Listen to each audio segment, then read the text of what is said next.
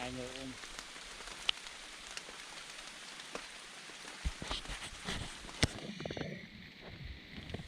dây gắm nè.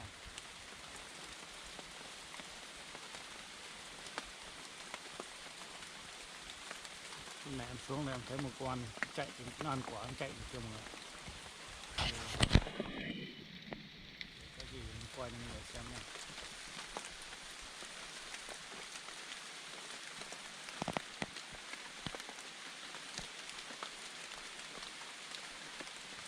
Trời đang mưa.